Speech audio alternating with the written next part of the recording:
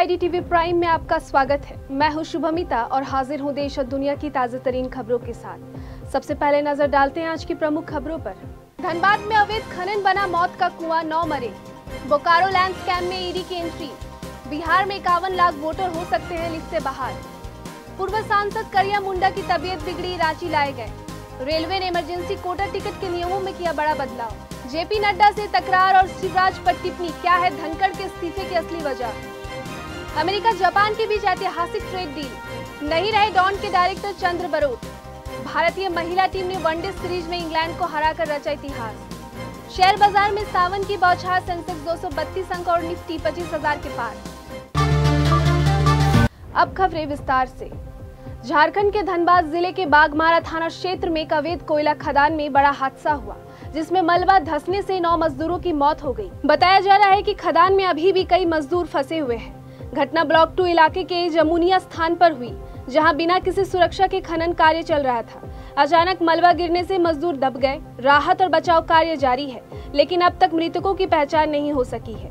विधायक सरयू राय ने इस हादसे की जानकारी सोशल मीडिया पर दी और आरोप लगाया कि चुनचुन नामक खनन माफिया के संरक्षण में अवैध खनन कराया जा रहा था। उन्होंने दावा किया कि माफिया शवों को हटाने में जुटा है। घटना के बाद पूरे क्षेत्र में अफरा तफरी का माहौल है, जबकि प्रशासन ने जांच और कार्रवाई की बात कही है। अगली खबर, बोकारो में 100 एकड़ से अधिक वन भूमि के अवैध खरीद बिक्री के घोटाले की जांच अब ईडी ने शुरू कर दी है।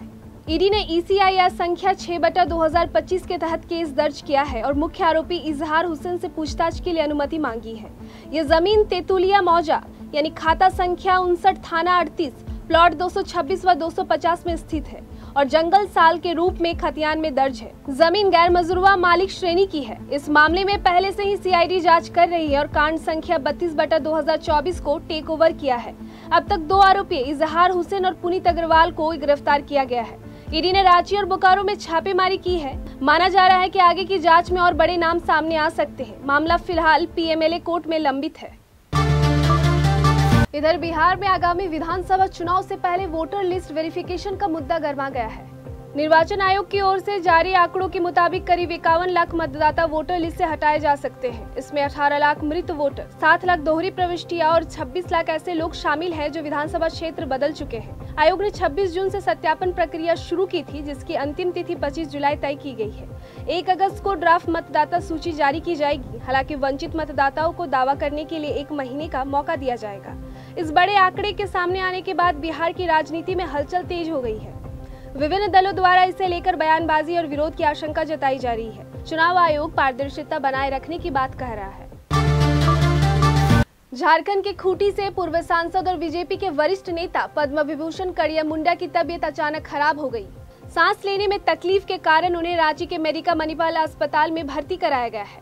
उन्हें ऑक्सीजन सपोर्ट पर रखा गया है और विभिन्न मेडिकल जाँच की जा रही है। खूंटी से रांची लाने के लिए प्रशासन ने ग्रीन कॉरिडोर बनाया, जिससे उन्हें सिर्फ 30 मिनट में मेडिका अस्पताल पहुंचाया गया।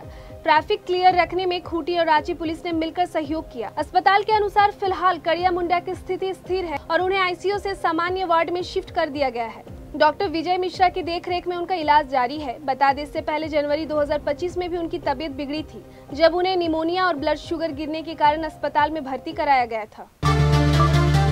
अब एक काम की खबर, भारतीय रेलवे ने इमरजेंसी कोटा टिकट नियमों में बड़ा बदलाव किया है।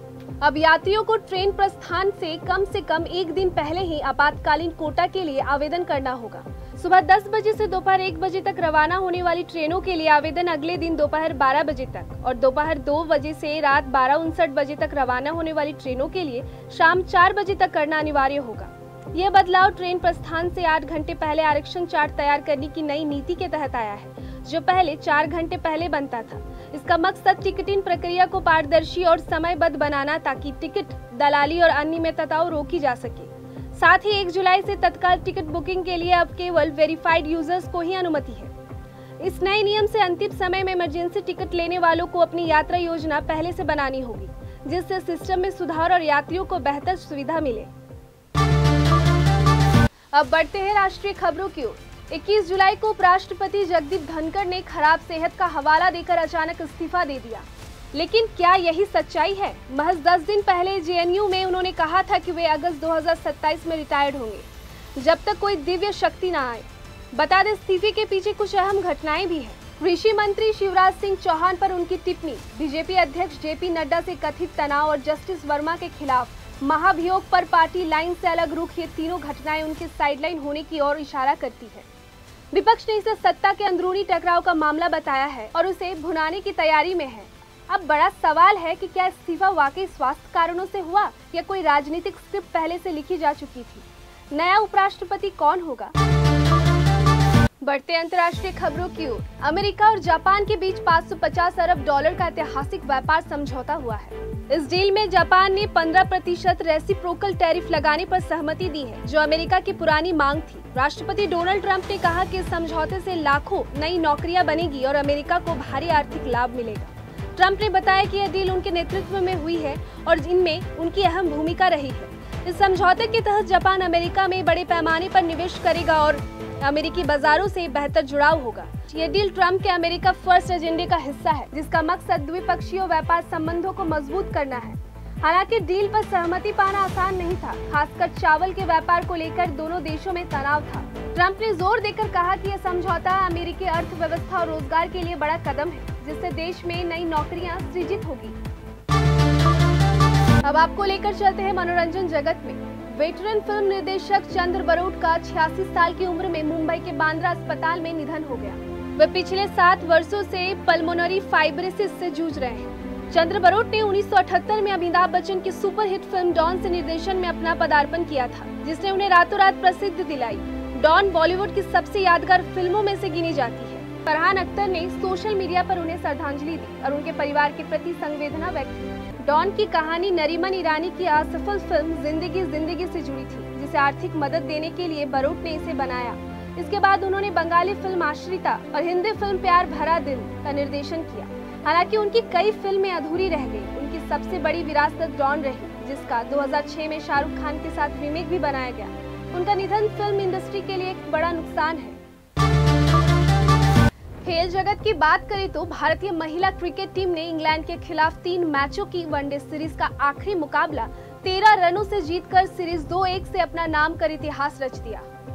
यह पहली बार है जब भारत ने इंग्लैंड में वनडे सीरीज जीती है। कप्तान हरमनप्रीत कौर ने शानदार शतकीय पारी खेलते हुए 106 रन बनाए और टीम को 318 रन का मजबूत स्कोर दिलाया।